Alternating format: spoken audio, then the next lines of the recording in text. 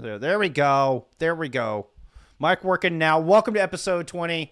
That's what I was saying. Guest hosts in. Phill and Ocean are out. We've got Dividing by Zero and LaFon joining us this week to help us recap some summer series stuff. Thank you so much for joining us, gentlemen. Oh, of course, y'all's audio isn't working either. What? Oh, OBS just decided to reset all my settings as we went live, you know, as OBS tends to do. Awesome stuff. There we go. Easy fix. But, yeah, thank you. Thank you once again for coming in, particularly on such short notice, y'all. Yeah, super excited to talk about everything that's going on this week and everything that has, has happened in the Contenders A-sides. It's only been an interesting couple of weeks here in Contenders Tier 2 Overwatch, as it were, and I like my new glasses too, so I got those going for me. Good stuff. Good stuff. Everybody having a good week so far? Like, enjoying a little. Well, I was gonna say a little time off for you, LaFon, and Billy as well. After I know it was a very hectic, week to 10 days over the past 2 weeks. But it's been weird to get back to to have a little bit of break here between the two seasons, well, two halves of the season, I suppose. But yeah, it's a nice little downtime before we get back into the action and check out B-sides. And I just felt fortunate to be able to get into A-sides. Thank goodness that Dryad is healthy and well and back with us again, because we were worried about it for a little bit because COVID hit her in the chest and throat, and she was unable to cast it. Also, I had a chance to step in and get a chance to take a look at the teams coming through A-sides. It was I had fun with it. Lots of 3 Overwatch, but I think that's par for the course in the early rounds of A-sides. So we'll see what B-sides has to offer here coming up. For a little bit later, it's going to be in first week of September for me in China.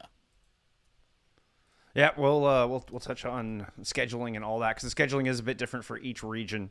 But before we start talking about summer series in both A-sides or B-sides, we do have a little bit of news we need to get through. We cannot talk about anything going on in Contenders before we touch on what is surely the most competitive event in Overwatch. It only comes around once a year. It is, of course, the LucioBall tournaments. Will English has put on LucioBall tournaments in the past, has announced that another one is coming up around the bend. Details are still coming up soon, but I was able to cast LucioBall tournament for Will a little while ago. It was either a year or 2 years ago at this point, but it's always a good time. It's a really nice kind of change of pace from all the other Overwatch tournaments going around, and Will, of course, continuing to give back to the community and put on some awesome events after the Invitational went on a couple weeks ago, which was a huge success. You've actually cast some LucioBall, huh? What was that like? It was worse Rocket League. That's not what I would expect. I mean, that's pretty accurate, though. I was gonna throw my pitch out there for somebody to sign me as their goalkeeper, but that's my jam in LucioBall. I love playing netminder in that. The meta in LucioBall, now, I don't know if the meta has changed in the last 2 weeks, but the meta seems to be just like to play defense as much as possible. I saw a lot of teams actually having 2 goalkeepers, just kind of crowd the goal as much as possible, and then it's almost impossible to get anything past them. So, who knows? Maybe we'll see some meta iterations during the tournament. You're providing answers for questions I didn't even know I had. I didn't even know there was a LucioBall meta. There you go. I'll be the grump. I'll do it. LucioBall is certainly a game mode that is chosen and is played by a lot of people. There you go. There you go. Wow. A lot. You know what? I'll go even further. A lot, and by a lot, I mean 10. Maybe 12. Maybe 12. Okay, I mean the LucioBall hate has to stop here. I mean, come on. Does it? All right. Does it? Listen. Fun. It's fun. I'll hate LucioBall as much as I want, but the invitation is actually pretty cool. So you've got 50-50 there. Take the good with the bad. I will take the good with the bad. But what I will also take with this is the chance to move on and talk about Team Omen picking up Team Peps over in the EMEA region. Having a look at that, it says with we announce with immense pleasure that we are beginning our adventure or our partnership with Team Peps with Omen by HP France, continuing to the second part of this 2022. And all the Pepetes will be able to receive 10% off with that link. But that's pretty huge. Contenders team getting sponsored by Omen. Yeah, it is the local in-country franchise of Omen, but still, I mean, that's a massive amount of cash flow coming into their team. I mean, obviously the equipment as well should be top notch for them. So this is actually a pretty huge partnership that Fefe and team have been able to secure themselves. I mean, on the topic of partnerships and sort of sponsors, that's something that Overwatch desperately needs, especially in contenders in tier 2.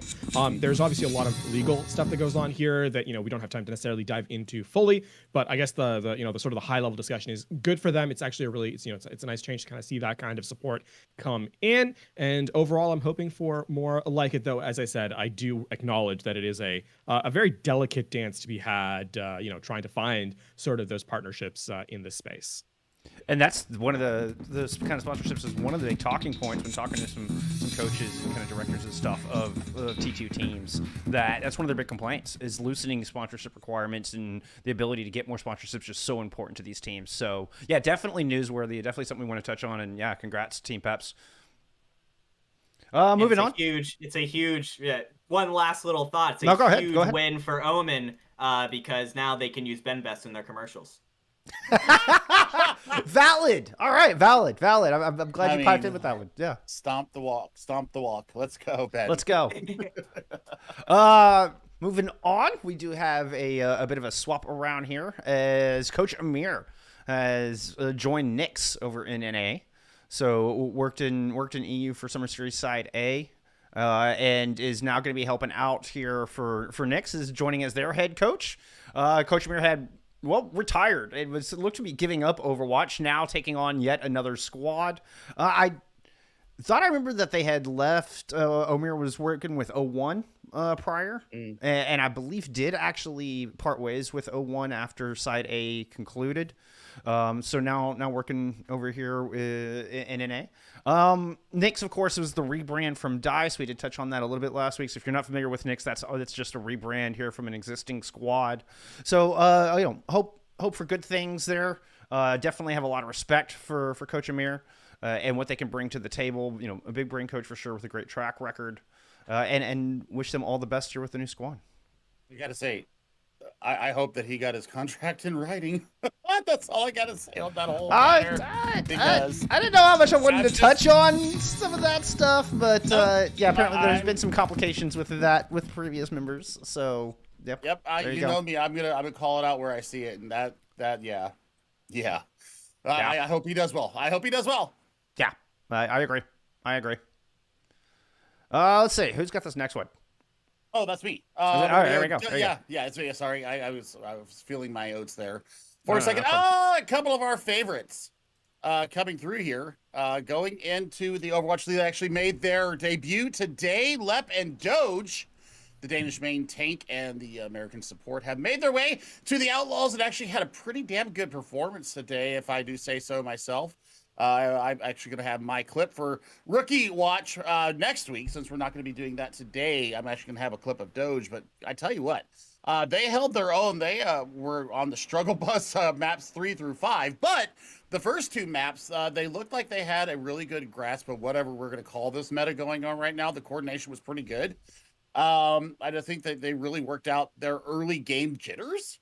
And then, Nyx will turn it around on them, and I just kind of got on the sad bus after that. But they did have a good showing. Nonetheless, Dante did end up coming in map 5 for Doge. But still, welcome to the league. Congratulations to you both, and I can't wait to see where you guys go from here. Kind of funny watching players that are such old hands in the scene and still are so young getting a chance to enter into the league, right? Doge and Lep have been around for a very, very long time and yet are still, quite youthful faces. So excited to see how they perform.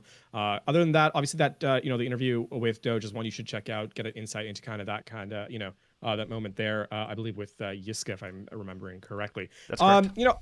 Final, kind of final thoughts for that for them is that I think Doge is actually one of the better JunkerQueens we've seen all week, and I'm including some of our hitherto top echelon squads in that kind of conversation. So aside from players like Someone, and I think Kellen to a certain extent, Kellen obviously on the opposite side of Doge for a lot of that series in the NYXL game. Yep. Really put a good account for themselves in that first map and or first match, and excited to see how they kind of perform as the season goes on. Am I crazy? I thought Hanbin did a really good job. Now I'm a bit of a Dallas Phill simp. I mean, always catch me in Dallas Phill gear. You live in the state. I think we can cut you some slack. I still thought Hanbin did a really good job on the JunkerQueen. Some questionable ult usage, but other than that, I thought the timing and particularly neutral. I thought Hanbin was kicking ass on the JQ. But anyway, that's my thoughts on that. There you go. We stand it.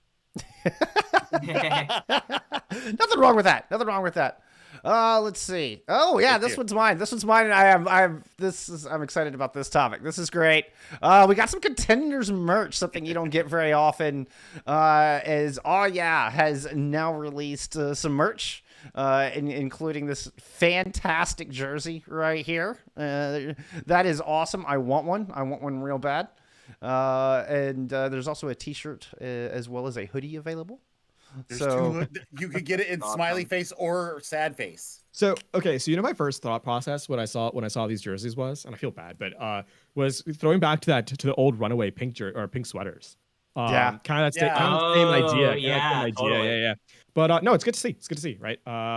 It's a fun little piece of merch, and if it supports the team, all the better. I mean, it's 51 euros for the jersey, but you can get it customized. So I'm definitely going to be rocking the number 2 for Mini-Me. It's going to have my gamer tag on there, but I'm definitely rocking the Mini-Me because of the Orisa during the Avoided days. One of my favorite compositions ever to cast. I don't care what people say. I love them because they just didn't give a damn. And that's why I love this. So yeah, as soon as I am able to do that, I really want to get a Mini-Me numbered jersey because I love them. I still love them. I don't blame you for that. That's you like what you like, Billy. Like, don't let anybody tell you otherwise. You want to cast some one trick teams? You do it. You do it with a big smile on your face. I love to be there with you. So there you go. Any team that plays Roadhog in 2022 has my respect. Get out. Orisa's acceptable. Roadhog is anathema. The only way I would get on board with that is if they win, because winning is the point. So if you win, I will respect you. Otherwise, get out of here. Play what's right. Fair enough. Particularly with Roadhog. Now with the Orisa, it's fine. No, I still stand by my statement. No caveats. No caveats. Damn it! I tried. I've got the Roadhog caveat. Damn it! I tried. No. Listen, if you win, then you've made your reasoning for you. If you lose, fair. There's a little I yield. The point is winning. I yield. Yeah, that is just a Rule of throw. cool. Is that? Yeah, I'm just for context. I'm the bad guy on this panel. Okay, that's why I get to see this. I am the bad person. Fabulous hair with the fabulous hair. Yes, hair looking on point. We do love it. We do love it. I just wish I had hair. I mean, I could go buy a wig, but it wouldn't be the same. Can we see you cast with the wig on at one point? Can we just make that happen? Like, I'm gonna sign a petition for that. Look at this. All right, I'm gonna go get a wig cap. No, just some luxurious locks up there. Maybe the same color. Note, on that terrific note, right? They gave the merch with the wig. I think I really like it. That's the last idea. That's the last idea you get to hear about this particular topic. Because we're moving on to Odyssey, pick up a couple new players. I gotcha, Phill. You know I'm listening. Hey, Phill is so proud of you right now.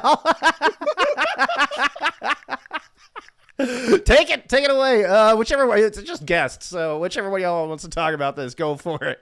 I mean, I'll give you the top level, and y'all can kind of fill out the rest of it. 2 pickups on the support line to Odyssey. Both Cjay and Vega making their move over to the squad there in NA. Honestly, a squad that has been very strong so far in contenders. Been great champions. Yeah. No, I mean they were dominant. It is an interesting position, right? Because now all of a sudden, Odyssey has 4 supports on their roster. These two quote unquote newbies are going to be joining LucioBall and Raktek. Meanwhile, Wisp, as far as we know, I think only has 1 support on their roster right now with Liar. Liar. So Yeah. there's a bit of a void there that needs to be filled. I am curious though. I know obviously I'm just talking out loud here, but it is interesting to hear Cjay and Vega move from Wisp, a team that maybe wasn't competing at quite as high level. They were doing decently well. They got second place.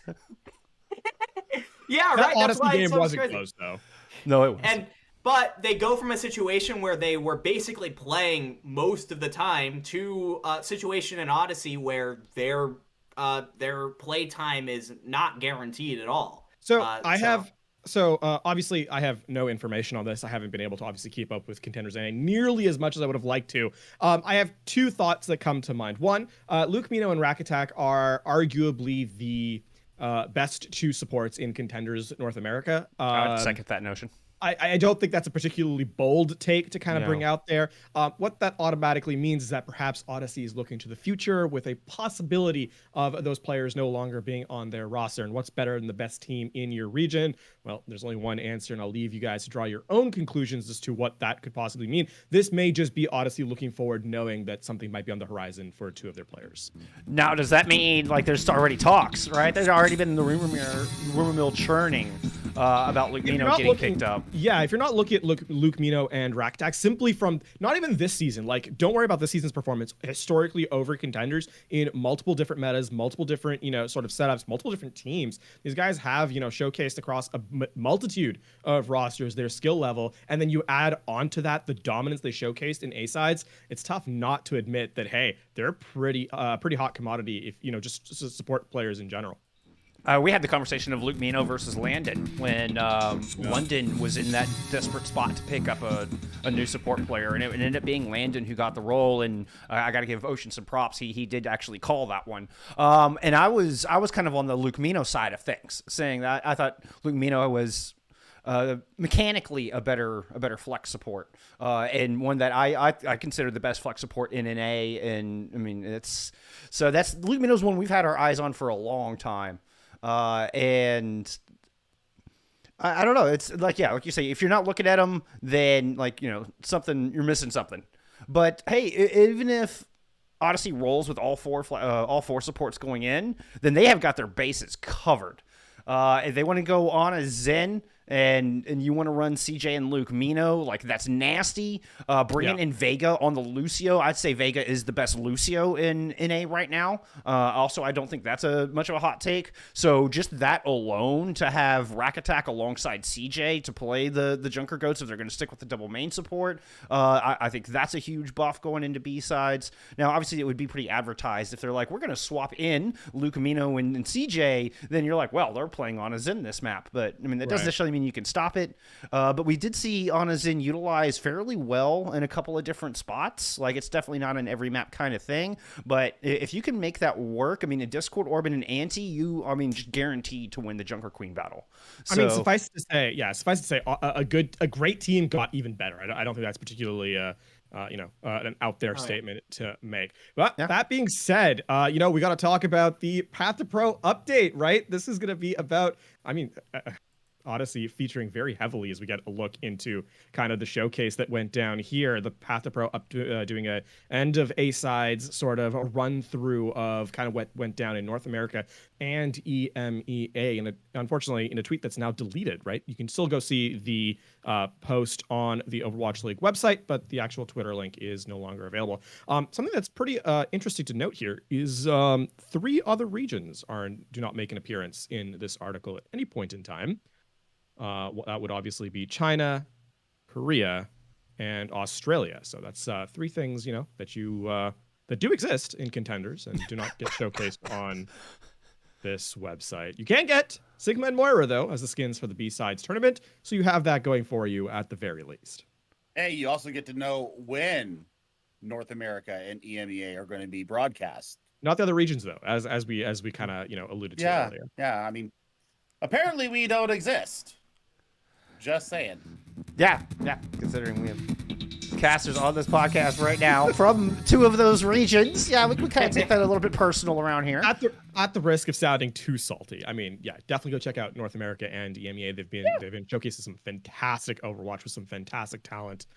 People I'm pretty proud to call friends. Overall, though, it would be nice to kind of see the showcase of the rest of the world as well, especially because there's some really good Overwatch around the world. Australia has a really good finals and just kind of not necessarily in the sense that the gameplay was super even all the time, but there was definitely pop-off moments that I think would be benefit a lot of people to go and watch, especially because contenders kind of set the stage for what the Overwatch League is currently playing on.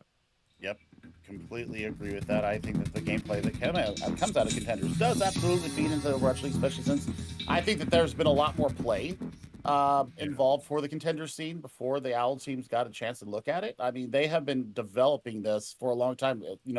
My region, China, I mean, we've seen some variations going up and trying to counter this Junker Rush composition that's going out there.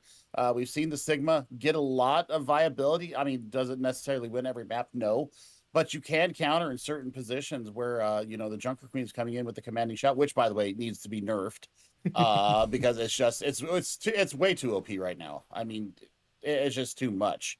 Yeah. But I mean, looking at we see the Zarya come in too. Zarya not as viable. We found that out the hard way.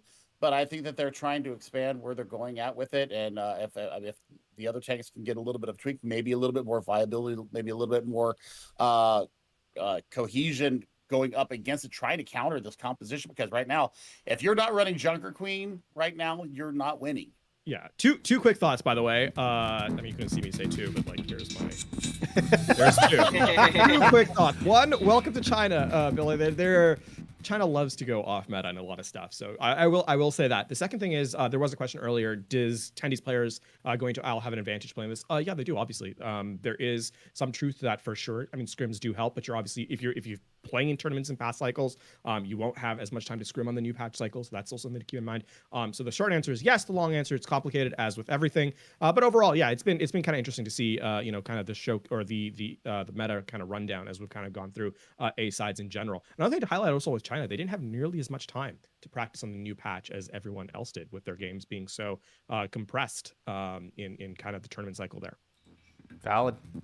I will say it's worth noting that Overwatch League did get a nerf version of JunkerQueen, which we were discussing before we went live, but you do have the decay on the health now and the shortened radius, and so that's what we'll see in B-sides as well.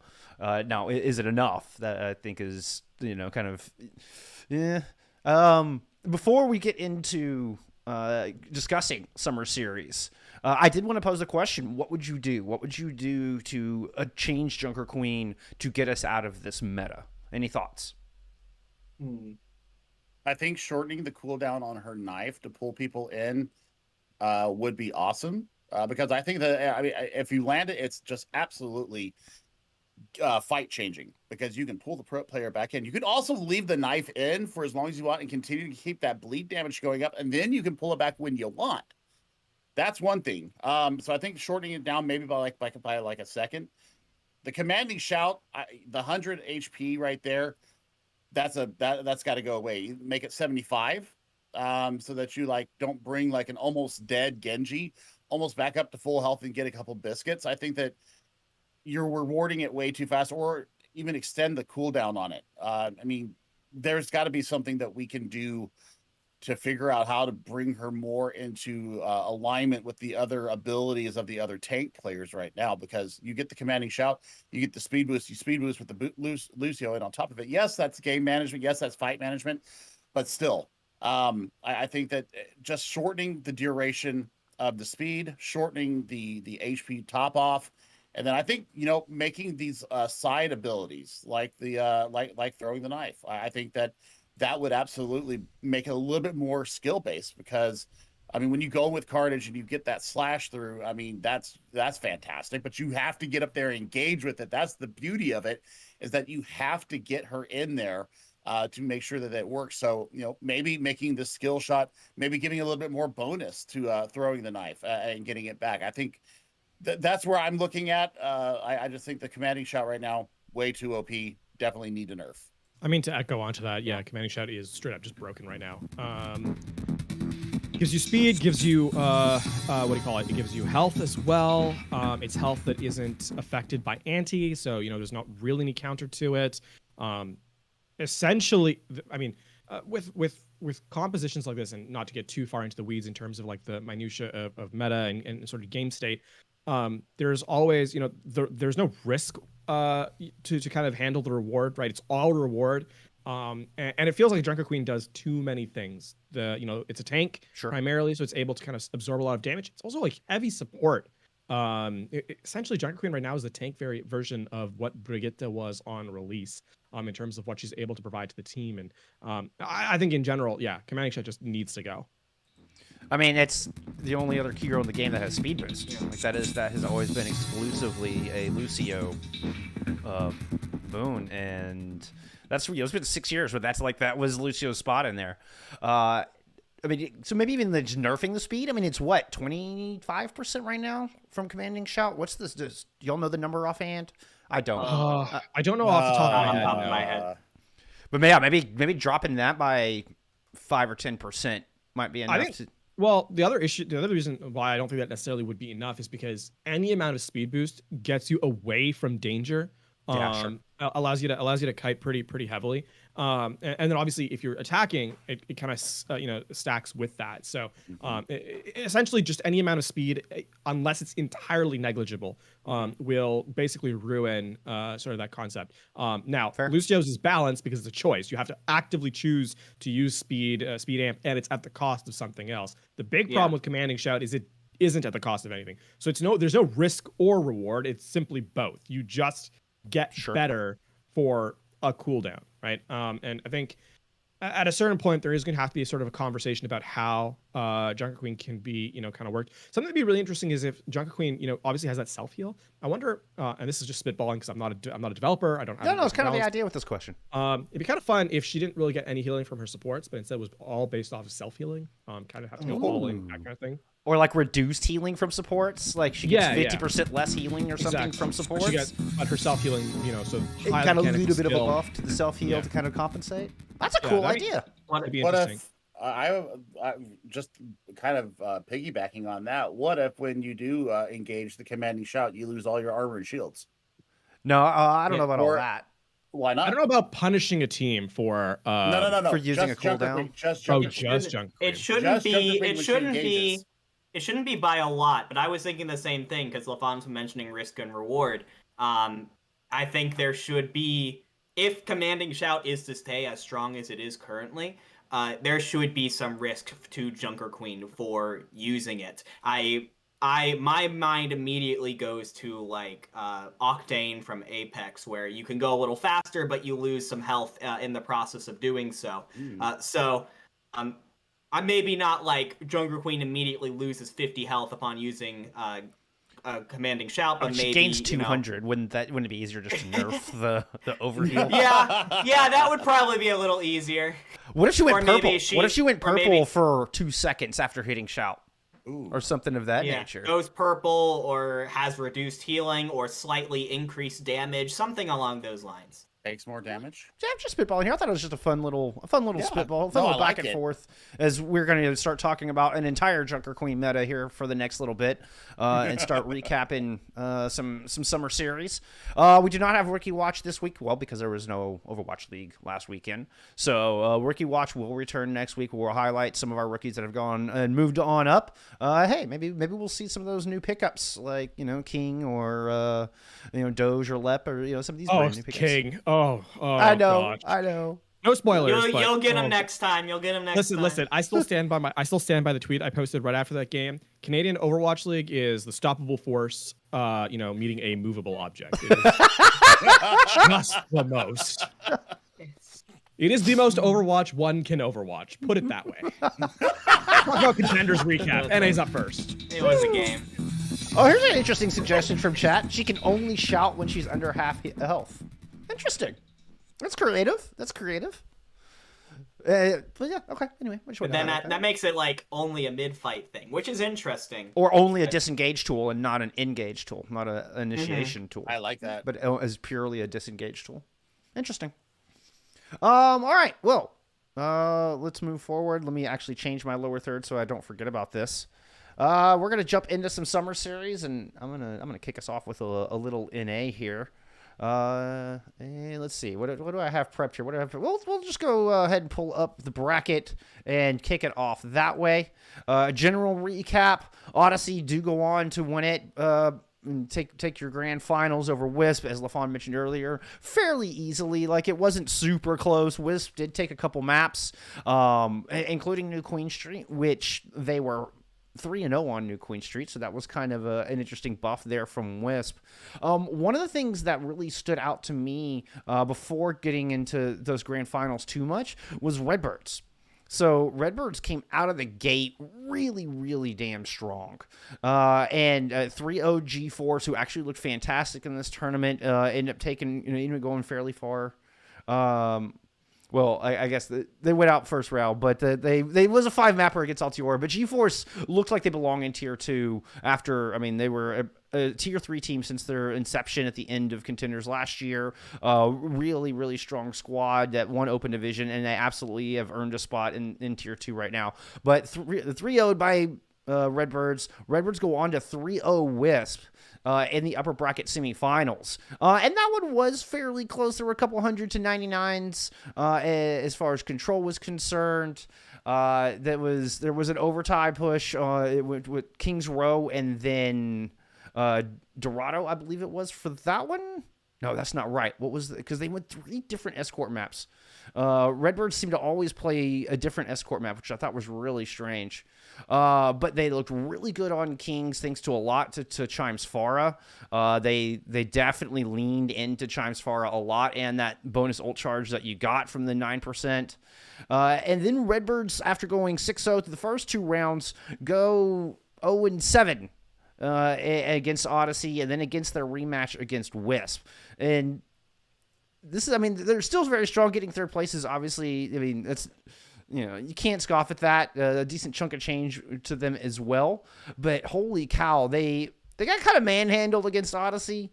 They picked Kings Row against Odyssey, and they were able to do well on points A and B, courtesy of Chimes Farah, but then the Farah just didn't work on point C. And they weren't able to push it across the line. It was WPG, of course. And then going into the game against Wisp, they decided to go Midtown instead of picking Kings Row. I think they got dissuaded against Kings Row after getting stomped on it by Odyssey. And so they were just scared to pick it again, where they dominated Wisp on Kings in their first matchup. Tried to go to Circuit Royale. That did not work at all. The Faro just wasn't really there. And honestly, by the finals day, Redbirds were looking a little disorganized. And Wisp were able to bring it back 4-0, despite not having King, which I think they took a pretty heavy nerf once King got picked up and they didn't have King anymore. Wisp was my pick to win the entire thing, and then King kind of got swept out from underneath them. And Odyssey just looked way damn strong. And then, Wisp able to come back. They bounced back beautifully. Rocket was phenomenal in this matchup. Rocket is somebody you should definitely be keeping an eye on. The Genji from Rocket was really, really good, was really clean. But they were not able to. Then they went up against Odyssey, and Odyssey just kind of ran away with it. Tree was, I said it last week, Tree is my MVP of the entire summer series for North America. I would give Tree that nod. Malthil looked really good on the Genji as well. I think Kenobi even talked about how Malthil's Genji had kind of been slept on through this tournament. So they looked really strong. I will say, from Wisp, we kind of highlighted Vega earlier.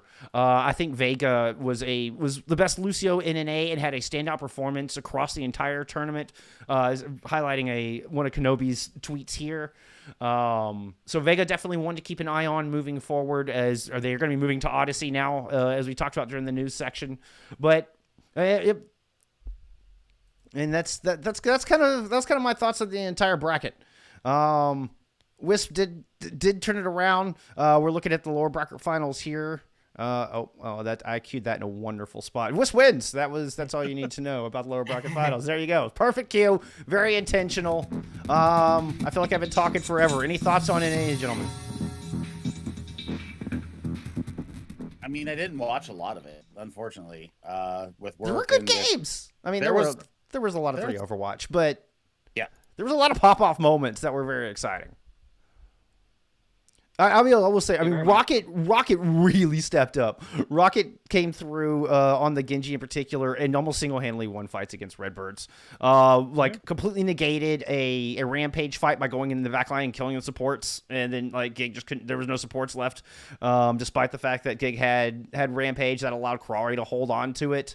So they were able to use Rampage in a later fight, and it just snowballed. That was on Nepal. A little bit later, Rocket comes in and he completely shuts down Fix Pop's rally. Rocket comes through and just kills him immediately. Support ult fights, win, goes to Wisp. Like, Rocket had a phenomenal series, particularly in that lower bracket finals. So, anyway, if there's anything, friends, that I want you to take away, that's what I was thinking. I'm going to stray away from the players, actually, for a second, seeing as Map 5 is about all things Tier 2. A lot of the regions got new talent in terms of production as well. And I think for Kenobi and Rich, give them a shout out both because they were excellent on the broadcast. Truly They were awesome. Fantastic. It's tough to come into a new region and kind of step up in as big a way as they did. And they sound practiced. As a caster, that is probably the highest praise I can give to anyone. So excellent work from the talent across every region, but especially Kenobi and Rich. Great damn shout. Absolutely. Yeah. And big shoes to fill, right? Lemon and Leg Day were kind of staples in that region in NA and EU. And had been doing that for a little while. So big shoes to fill, and I couldn't agree more. Yeah, Rich and Kenobi smashed it hardcore. I want to take a quick second to highlight a team that I think is a bit of a dark horse as we head into moving forward into the B-side of things, and that's actually Pirates in Pajamas, a team that is, at least under this name, playing in contenders for the first time this year. Led, of course, by the insane veteran presence on tank of LH Cloudy and Icy, moving with Aiko, who has been in contenders for a long time now, and then picking up some newer players on the rise like Pink and Zera. They were just one game away from taking out Altiora in the lower quarterfinals and moving into the top 4. I think this is a team, of course, they are going to have to replace Lep, who of course got moved up to Houston, as we mentioned earlier. But this is a team that I think is one to watch in the B-sides. I think they could definitely make a really deep run and surprise some people. I love it. Great shout. Yeah, Claudia had some fantastic moments. The 3K shatter into spawn, a personal favorite, where he insta-jibs 3 people with an Earth shatter. That was phenomenal. And they went on to cap with exactly 1 minute left, courtesy of that shatter and no one being able to touch. But yeah, Pip was a lot of fun to watch. Big Cloudy fan, big Pink fan, big Zera fan. Fans Pink of a lot was a of people huge on this pickup. team. Yeah, Pink is definitely one to keep an eye on as well.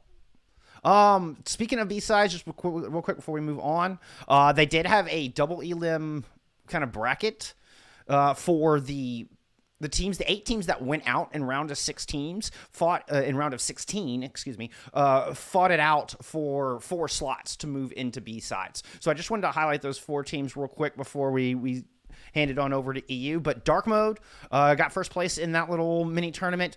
Cryx, who's somebody that Ocean has highlighted previously to keep an eye on moving into B-sides. Then Sleepover Party and a team I always called Melatonin, but is Melon Nation. Both moving in. I don't recognize a lot of the players from that squad. Sleepover Party is Zimrit, Jishua, Gunther. Gunther, I hadn't seen it in a while, played over in NA. That should be a good squad. But Melanation's one that kind of flew under my radar, not going to lie. So I'm excited to see what they bring to the table in B-sides. I will say I do recognize at least one player on that team, Kabimas, who is a very very old hand in Overwatch. Has played on a lot of teams and has been around for a very long time as well.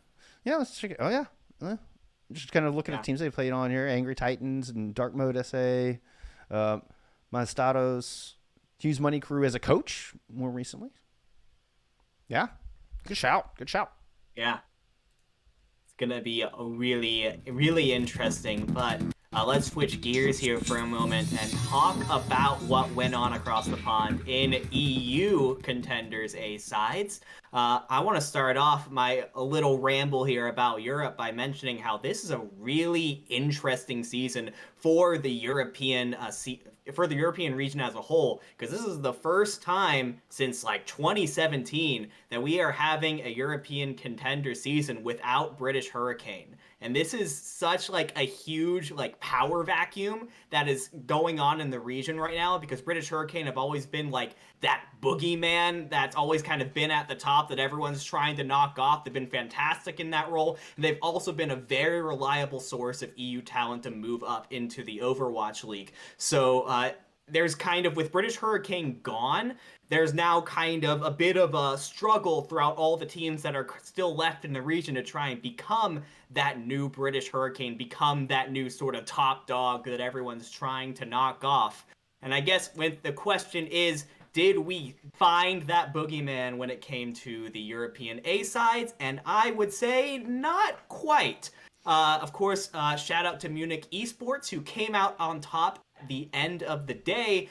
They pulled off a fantastic run with a team that has had very little contenders experience up to this point, but it really was more of an underdog story where they pulled out close game after close game after close game. If you look at their run through the upper bracket and then the grand finals, there is not a single 3-0 in that run. There weren't very many 3-0s in Europe actually as a whole, especially when you looked at NA in comparison to that, which shows just how much of a dogfight this region is right now.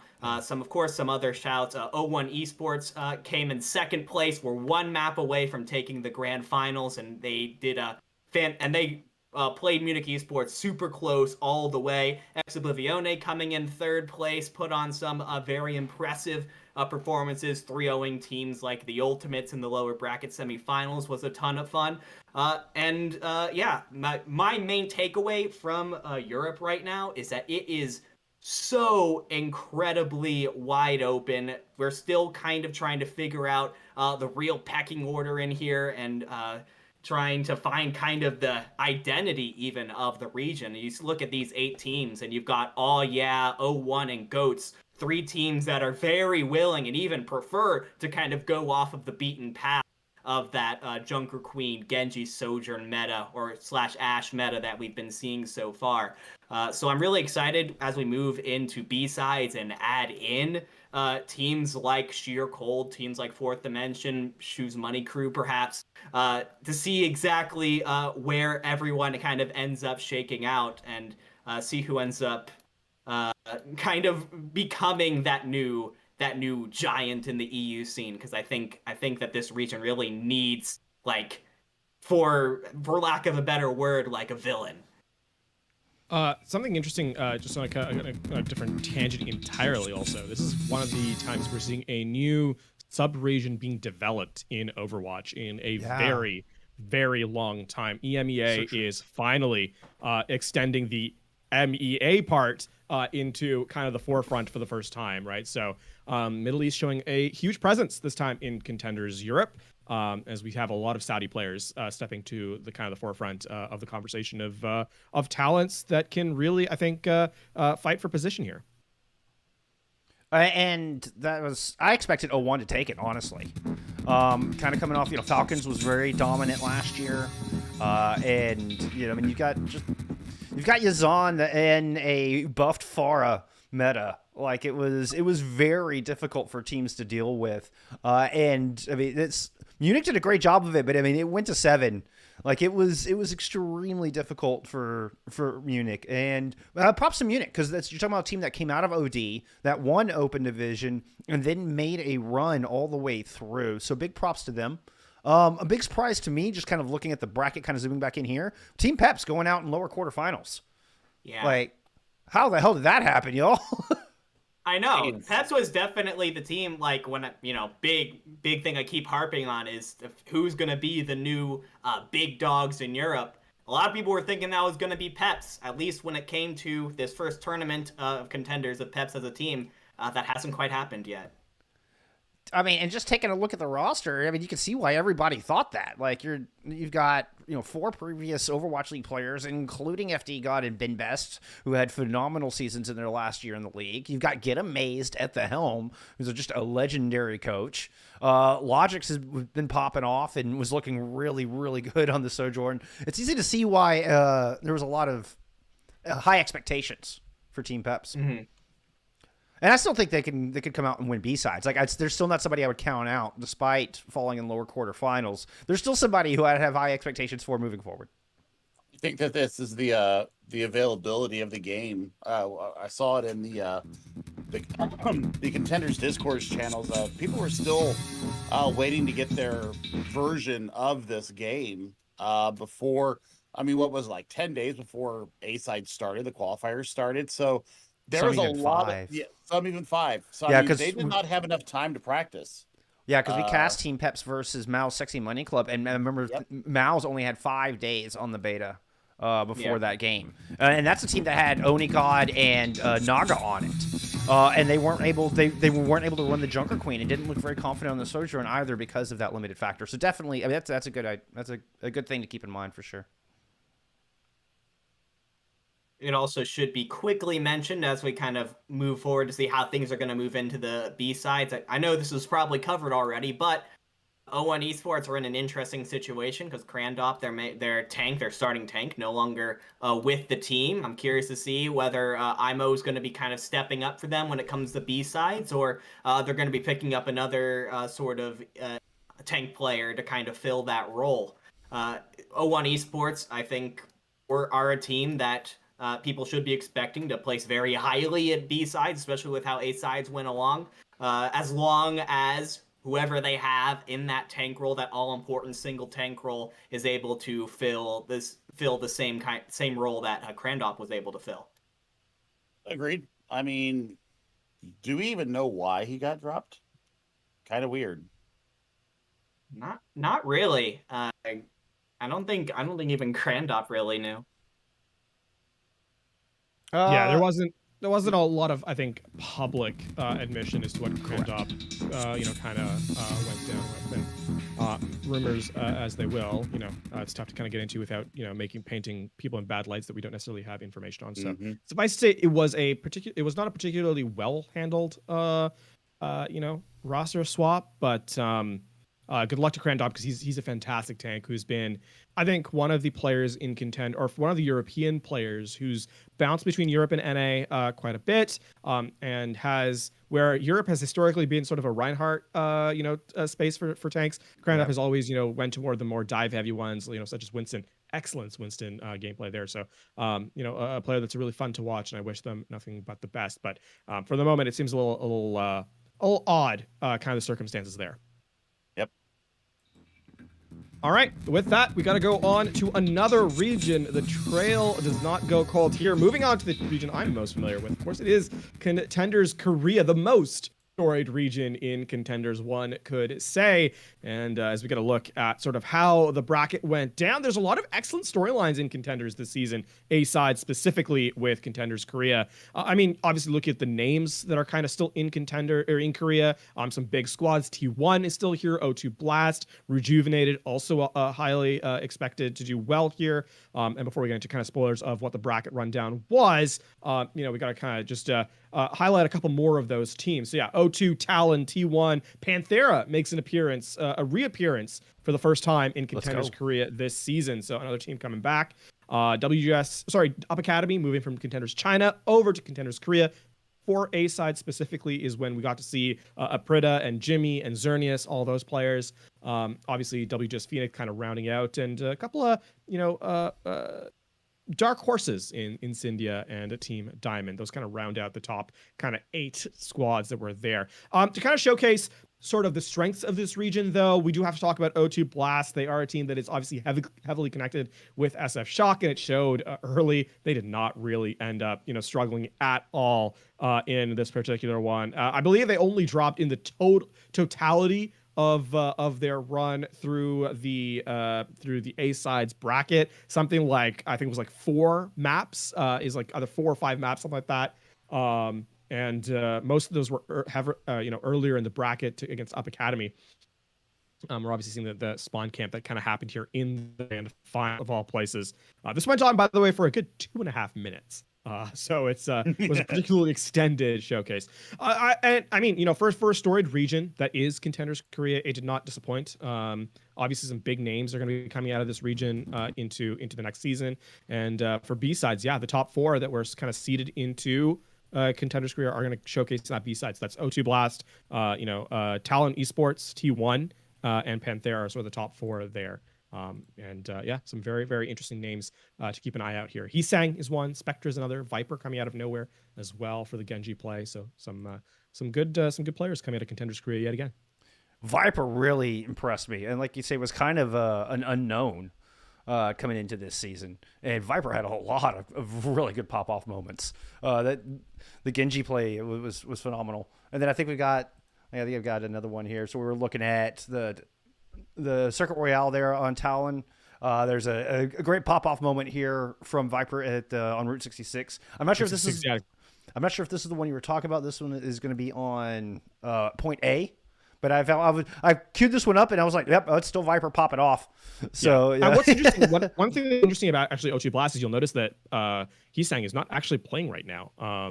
Yes, it's a pro who's in play here for the Sojourn. Hisang, you know what? I'll say it. Looked a little pedestrian. In the latter half of this series, and no shade to Hisang, of course, because I think Hisang performed excellently in the first half of the A-Sides tournament, but the Sojourn kind of cooled off a little towards the end, and though I still think Hisang coming out of Contenders Korea is still one of the best players to kind of keep an eye out on.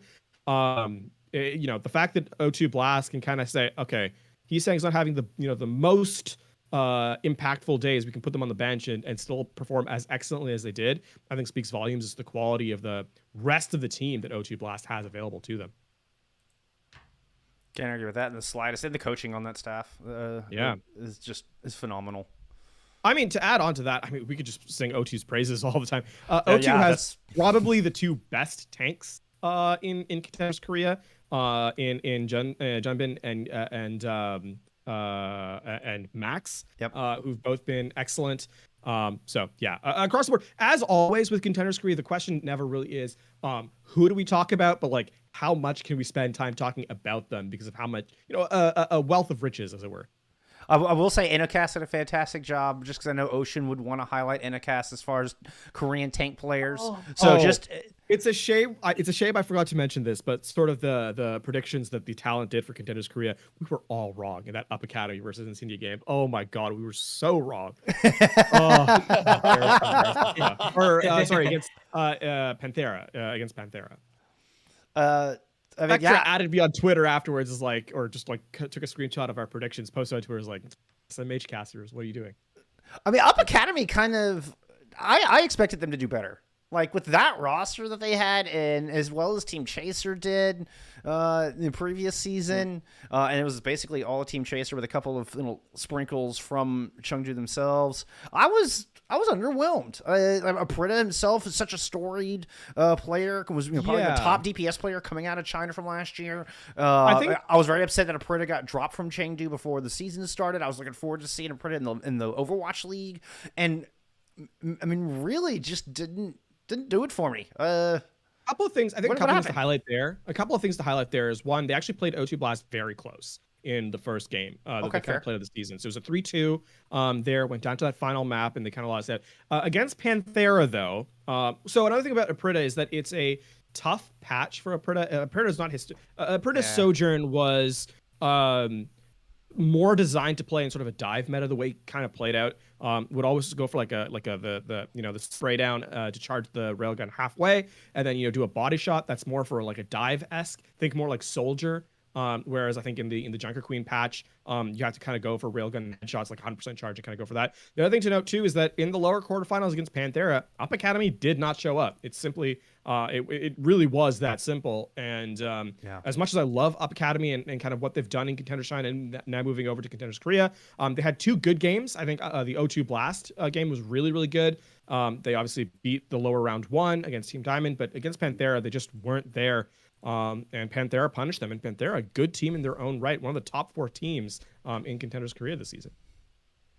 We got Big Hungry Phil in chat saying Korea also had some handsome, intelligent casters that were new to the region this year, and I got to applaud y'all popped the fuck off. Not gonna lie, those finals y'all killed it, man. Y'all absolutely killed it. So if you're gonna take time to highlight Rich and Kenobi and what they did for NA, I think it's only appropriate to return the favor. And you and Paul, man, it just had a fantastic finals day. So round of applause to you, my friend. I mean, thank you a ton. We obviously had Pixie and Avril with us as well. Of course, who were, of course. spectacular. Of course. But they, as a certain friend of mine once said, they neither need nor want my praise because they are so talented at the at kind of their job. But it's good to give them a shout out here as well. You bet. Any closing thoughts on Korea before we move on to China? Sorry, I didn't mean to cut you off, Billy. No, rip Incendia. Just No. I felt bad for it. I felt bad for it. There is one closing thought I had, just kind of like a bookend it, and that is moving into B-sides. I'm really curious to see if there is an adaptation in style from Contenders Korea, because they did not play at all like any of the other regions. There was, so in the meta, and here's where we get into the weeds a little bit, every other region just kind of pressed go when they met head-to-head. Korea, as far as I could tell from my, sort of glancing about, is the only region that had a staging period, like a good 10 to 20 seconds before the fight actually started, where they kind of like, situated themselves trying to identify where everything was going down. I wonder if that continues into B-sides. And so I'm curious to see if that, because I as much as I would like the meta not to continue, it is going to be the JunkerQueen mirror into Sure. September. I gotta say, it was Talon on Colosseo. That was the most perfectly played map of push I have ever seen in my life.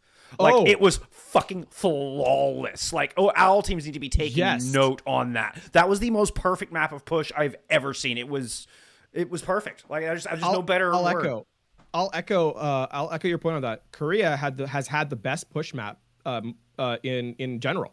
We've had 100-0. There was a shutout by Team 1, who completely iced out Panthera on New Queen Street. Wow.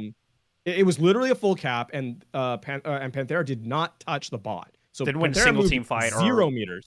Yeah. So we've had that, and then we obviously had the sort of the mirror of that, which is just excellent technical push gameplay. And I think Contenders Korea showcased the best we've seen it in all of Pro Overwatch to this point. Yeah, it was damn impressive. It was, if you haven't watched it, go watch it. That was against O2, right? Wasn't that one of the maps that Talon actually took off O2 in the finals? Yeah, that was Colosseo in the grand finals was one of the two in Circuit Royale. But I mean, O2's had some struggles in Circuit Royale this season. But we'll listen, if you want to know more about that, go watch the games. I hear they're pretty good. Yeah. Can't argue with that. All right, Billy, I think you're up. Let's talk about China. Okay. You got to cast some amazing Chinese contenders, that is a wild and wacky place. Give us your thoughts. It was wild and wacky. I mean, let's put it out there. I mean, it was JunkerQueen heavy. All right, we already knew that. Sometimes we saw people come out and try to change the meta up. I'm looking at OVO in that one. NGUS.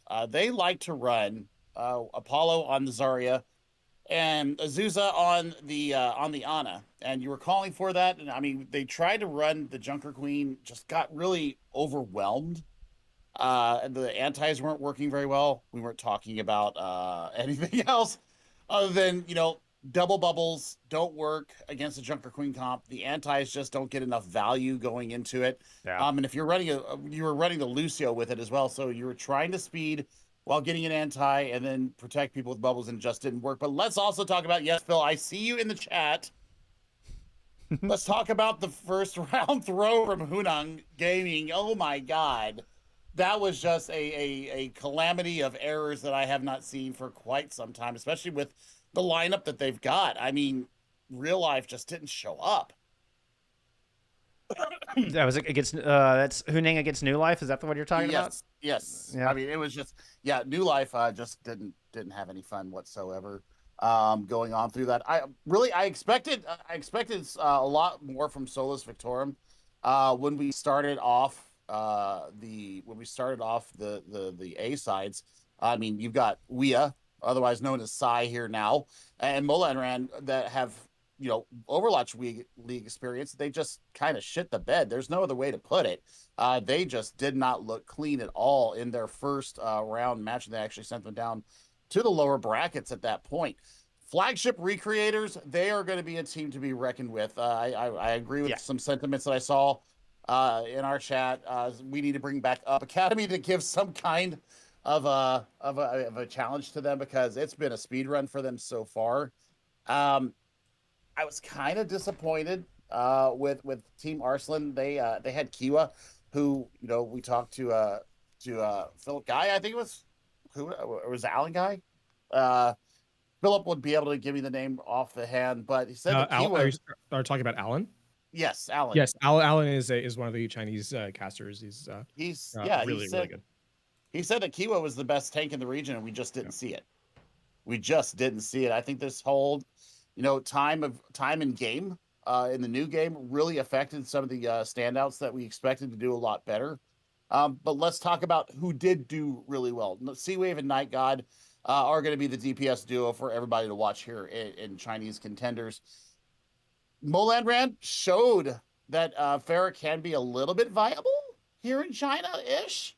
The hit scans really did win a lot of the days that I watched, that I was able to cast. There's definitely there's been kind of a wavering between, are you going to run the Ash and have the sixth man available to you? Or are you going to work for overclock with the Sojourn?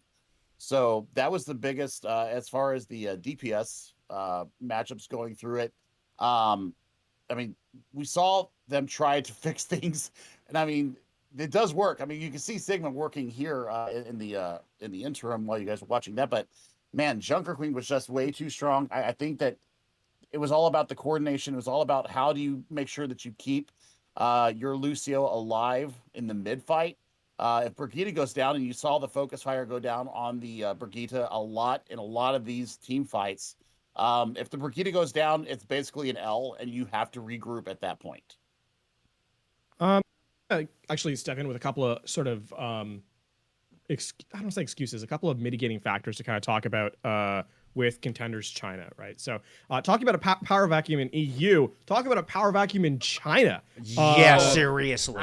A region that went from having the most academy teams to having none.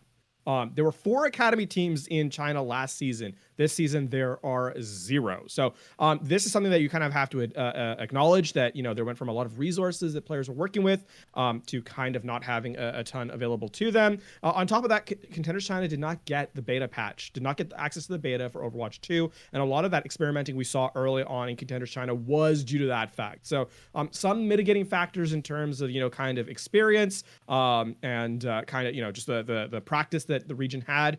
Now, I'm not going to give full props to Contenders China, because Contenders China, as I well know, is more than willing to throw a strategy out the window and just play what's fun. So, there is that. We did see that. I noticed you Billy, got a chance to kind of get a taste of that as well. Phill, as well, who, got a showcase of it. But overall, I think for Contenders China, as we kind of get into B-sides, what my first, as an outsider, kind of looking in, as a viewer for the first time, interestingly enough, to get a sense of is, what is the adaptation going to be? Because there's some talent here. Seawave on kind of the winning Flagship. roster. Yeah.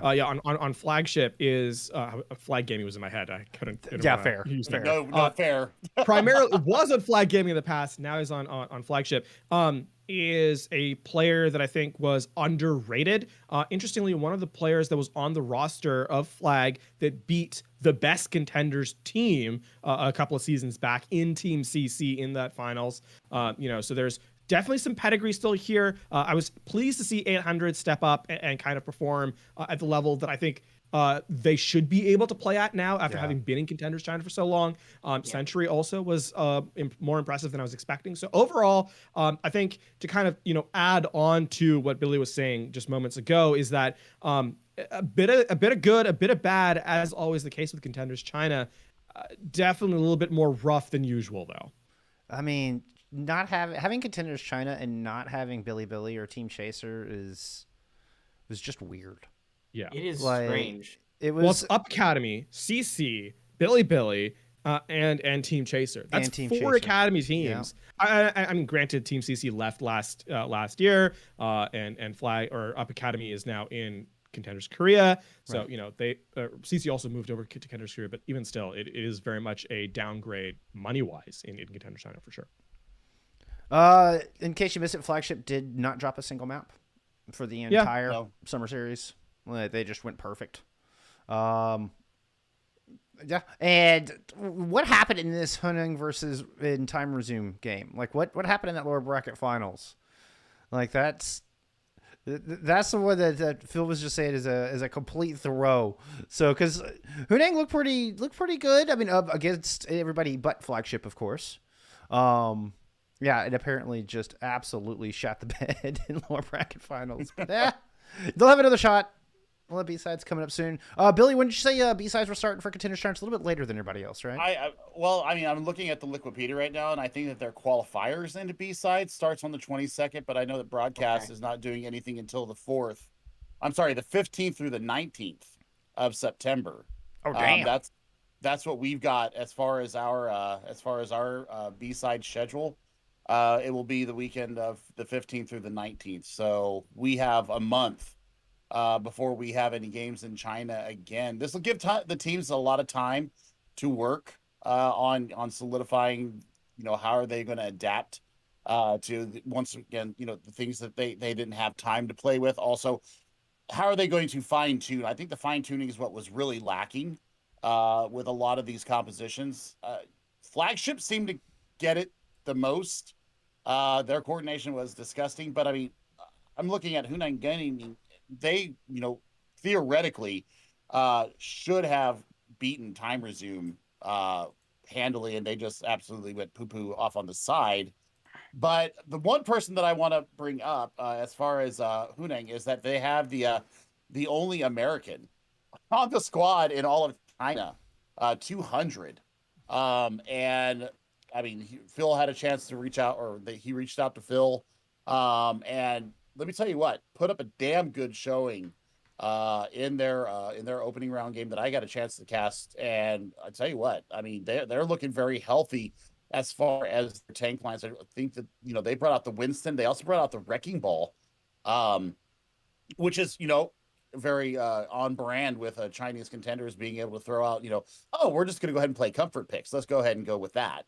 And it actually worked at some point. So I want to see what the viability, I want to see what the adaptability of these teams are when we're going through not only the B-side qualifiers, if I can watch it on Bilibili or Weibo or one of the sites there, but when we actually get into B-sides, what is the fine tuning going to be? I really do echo, because we saw the sleeps coming through the rampage that we saw Azusa hit in their first round match was actually kind of nutty. It actually nullified the effect of the ultimate, and then they threw the nade on top of it. I mean, there could be something there. I think that you're on a Zen point. If any region should try it for real, should be China, because I think they could actually get away with it. I think they could actually make it work. I just don't know if anybody's honestly going to be able to match what Flagship creators have brought so far to the table. Thought for me on Contenders China, though, is that selfishly anyway, I'm a little low-key, not glad's a strong word, amused that this is the region you guys get to step in, because casters stepping into Contenders China for the first time get a vintage Contenders China experience. This is how it was always meant to be witnessed, baby. And welcome to Contenders China. Phill and Billy, you get to experience the pain that I know all too well. I gotta tell The you, classic trial by fire. I was shaking in my boots when I found out I got China. I'm like, I gotta follow not only Rich and Kenobi, but I also gotta follow Paul and Ulefon. I mean, I was shitting myself. Talking about big shoes to fill. Yeah, y'all did great. Y'all did great. Thank you so much. I was terrified. So we've got Phill in chat right now, who, as you just mentioned, is also casting in that region. Just giving us some insight here against the Huning versus Time Resume game. That they played Hog on Midtown. They literally played every single tank except Orisa for apparently no good reason during their 3-0 loss. So there we go. I will stand on this hill till I die. Donkey horse supremacy. God damn it. And one more update. It looked like 200 has, as of yesterday, no longer with the Huning roster. So, no. Speaking of L's, yep. Unfortunate. Unfortunate. Did it say where he went? Does not. And also, real quick, I want to give a shout out to, of course, another first-time Contenders caster who got her first chance in Tier 2. Waffles for Sid did a fantastic job. Hell yeah. And super happy to see more people getting spots in the Contenders scene. Sid is an awesome caster and an awesome person. I'm super excited that she got that opportunity. Hell yeah. Agreed. Good shout. She slayed it. Good shout. Slayed it. All right. Well, with that, I suppose we will briefly touch on some ANZ region. I gotta be honest with y'all. This is not one I watched a ton of. I did watch some of it. It's I always enjoy watching Avril cast, and Avril in the kind of in a studio setting was kind of cool. And we had some return of some old casters coming in, with Jordan coming back for hadn't cast since like 2019 or something, making their reappearance in Contenders Australia or Australia New Zealand. But just to briefly touch on this one, we did have Mind Freak and Direwolves, whose rosters we introduced last week, and then subsequently told you that those were the two competing in the championship, kind of all wrapped into one. It was Mind Freak who ended up taking it. We also had previously highlighted USG, who came in third place, all Japanese squad competing in Contenders Australia. So that was really cool to see. And then the big surprise to me was Ground Zero Gaming, like kind of legends in the Contenders Australian scene, only picking up one map in the entirety of the tournament. Yep. I mean, when you're looking at Mind Freak, I mean, you see Dre there, also known as Fun Dre, before he went to his rebrand. Definitely one of the best tanks in the ANZ region behind Punk and behind Adam. Yeah, I mean, that was expected there, but I didn't expect it was Aki being so damn good, because the last time that I watched Contenders Australia, because I watch it because that's the normal hours that I'm awake. I'm usually awake when that comes online. I've been watching it for years. They are a kooky bunch down there. Mind Freak actually looked really damn strong. Direwolves with Nami and Color Hex. That was a surprise for me. Color Hex has rebranded to something else, if I remember correctly, but Kuffa had a chance to come over from the Open Division here, or the qualifiers here, and go over to Direwolves. Yep. And yeah, put up a damn good performance in his own right. I did both, actually. Yeah. I mean, he was in chat when he wasn't in, and he was having a lot of fun with everybody. That's the big thing about Australian Contenders, that they will come in chat and have a lot of fun with you. So yeah, I was really... I mean, it was what it was. I mean, we expected a Mind Freak Direwolves grand finals, but once again, seeing Ground Zero Gaming go out so early, they don't have any, they only have the one Australian now. I mean, Ground Zero used to be a mixed roster back in the day, and then was primarily Aussie as well. So, Dividing, I know you were mentioning that you were a big Kit Pash fan. What? Yeah. Let's go, Kit Bash! They got top 4. Yeah. Why Kit Bash? What do you like about the squad? So I didn't mean that in a bad way. I meant just like, No, it's actually really cool because the owner of Kit Bash, the owner of the entire organization, is the same person who used to do my YouTube thumbnails. They are Aussie on Twitter. I think it's it's Aussie. Used to do my YouTube thumbnails back when I was like super big into YouTube.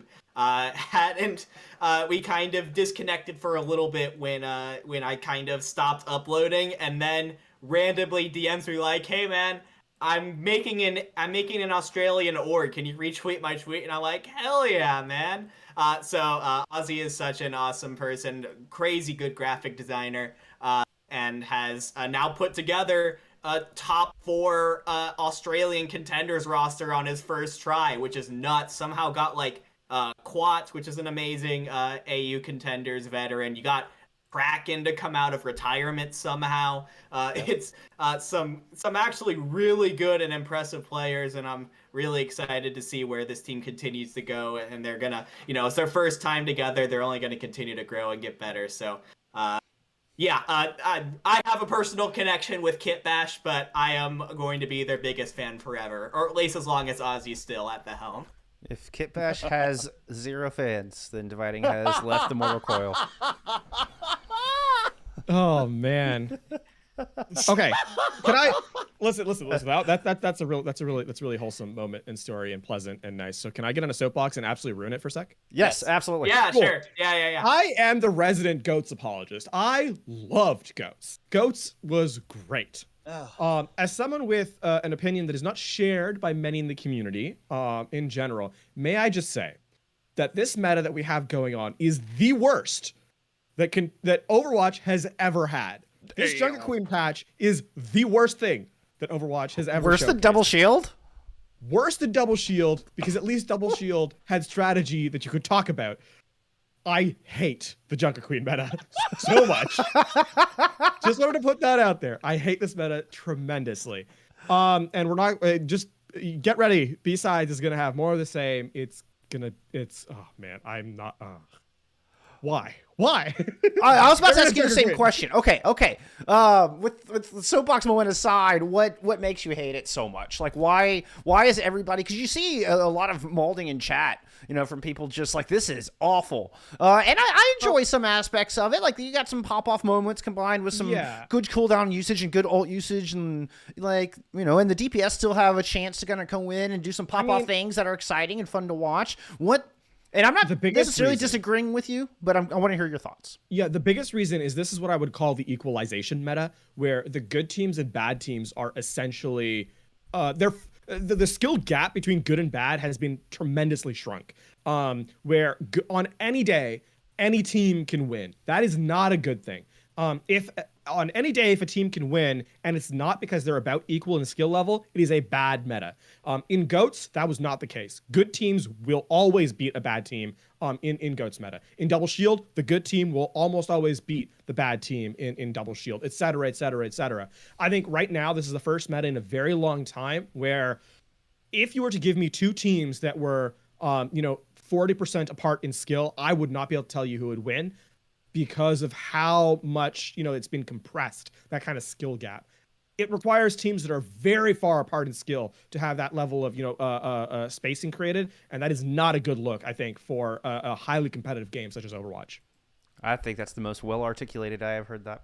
That makes a lot of sense. And it's been... Also, Junker Goat sucks, and I hate the term so much. Get rid of it, please. Yes, thank you. I also agree with you on that. I still voted for Lightning McQueen, which was Leg Day's name for this composition. Wow. I thought it was clever. I liked that. I was actually going to come out with the... Yeah, go ahead, Dividing. Go ahead. I was just going to say, people call it Jotes sometimes, and it has the same vibe as Jorts for me. The cat. No. No, I was actually going to call it the Outback Rush, but I don't know. See, that's a good name. This composition does not deserve a good name. Let die in ignominy. Okay, final thought for tweet of the week. What do we call this composition? What's the shitty name we can come up with that is suitable for this composition? Go. The Wallaby Wampa. See, these are good names. God damn it! You're thinking too good. I'm literally throwing this off the top of my cuff. That's too good for this composition. JunkerQueen garbage meta. That's the kind of level it deserves. Waltzing Matilda. Can we call it Waltzing Matilda then? Still, too good. You're too thinking too good. You're thinking too hard on this. Yeah, that's too clever. Done. Oh. Junk, period. It's the soapbox meta, just because it makes LaFon get on a soapbox. Yes. I have never hated a meta up until now. I'm just putting it out there. Fair enough. Join the Jorts movement. Join the Jorts movement in chat. Let's go. I'm starting this now. Like, there are other metas I haven't liked. Okay, this is the first one I've actively hated. Fair enough. I mean, this meta's so bad it broke Chef Billy's green screen. That's how bad this meta. That's the puppy dog effect right there. They were laying on my green screen, rolling around, and they just ripped it out. I just saw it. I've had it for 2 years. It just happened. Like, it literally just happened. Anyway, all right. There we go, friends. That's your summer series recap. Yeah, that's and some final thoughts there on this wonderful meta, on everybody's favorite meta that we're now in. Lafon's molding so much he just blurred. Like that's. I mean, here's an easy one. I'm molding so much my hair changed color. Yes. On that note, I think that's the perfect closing thought as I set up for our T2 tweet of the week. We're actually going with something a little wholesome this week. Believe it or not, this was a fantastic little. Oh, I didn't mean to start the audio yet. Wow. Whoa. What is going on here? I unmuted Twitter, and it was just a cacophony of noise coming through, and I have no idea where it's coming from. So I am now actively stalling as I close every Twitter tab I have open right now, because y'all are going to hear this. We have to do it with the audio on. It's just not as good without the audio on. Did that do it? Yes, it did it. Okay. Woo. Saved. Right. Saved. And let's see, lower third is ready to go. Look at me, S-tier producer right here. This one coming in from Young and Beautiful. Yes, there's a name you haven't heard in a while. Yep, Yab. And well, they put out this wonderful little ditty here. Let's just you know what? I want to full screen this. So we're gonna swap over to that. We're gonna take a little look-see. It's the way the world is. But I do miss the old days.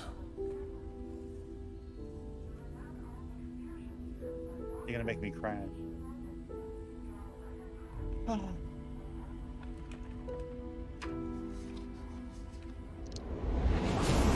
That's the way the world is. There you go. That's your tier 2 But tweet I of the do week. Thank miss you, the Yeb, for old that. days. Kind of wholesome. Yeah, he's like, kind of emotional, right? Like we Yeah. usually try to get corny and funny and stuff with our tier 2 tweet of the weeks. This one was too good. It just had to go in there. Maybe this means we get a Yab return. Maybe that's the silver lining here. Is Young and Beautiful make a return to contenders, or it's just an ode to the good old days when we had academy teams and standing stories and squads that we could count on to be there. Yeah. So there you have it. That's gonna do it for episode 20. Any thoughts, LaFon? You look like you had a thought brewing up there. The last response I had when I watched that tweet is the Sojourn line at the end of her cinematic.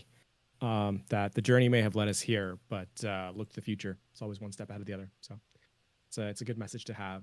Even think of the good stuff that came before, but look forward to the good things that are coming in the future as well. I could think of no better way to close out our podcast. Thank you to Glitch for letting us use her song for our intro. Thank you to LaFon and Dividing for coming on and sharing their wisdom with us, particularly on incredibly short notice. It was an offset episode. Hope you all enjoyed it, friends. Thank you all for hanging out with us. We'll see you next week.